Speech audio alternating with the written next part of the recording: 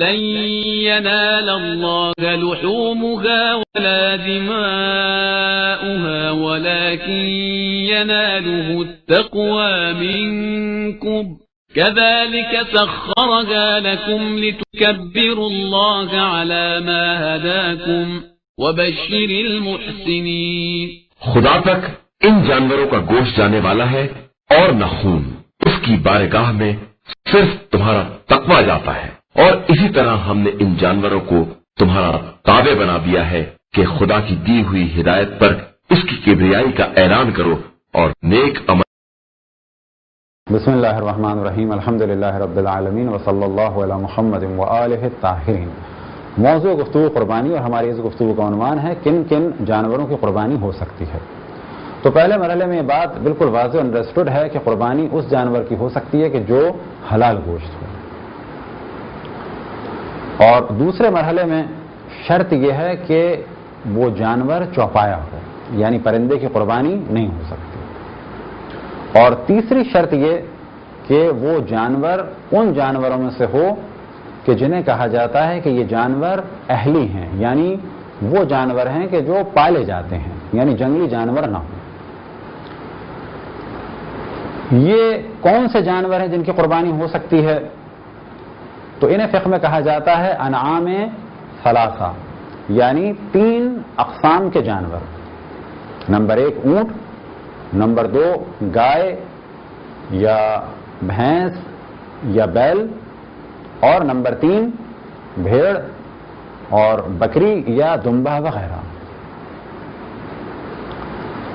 اب اس جانب توجہ دلائیں کہ جانوروں کو جب تقسیم کیا جاتا ہے تو بعض دفعہ تقسیم کیا جاتا ہے گھاس خور اور گوشت خور، بعض دفعہ تقسیم کیا جاتا ہے چرند اور پرند، یعنی چرنے والے اور اڑنے والے.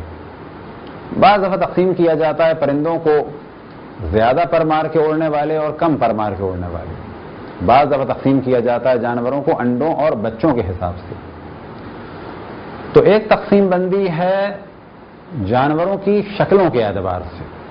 مثال کے طور پہ بکری اور بکرا، بھیڑ، دمبا اور ہرن، اس قسم کے مختلف جانوروں کو کہا جاتا ہے کہ یہ گوٹ فیملی کے ہیں.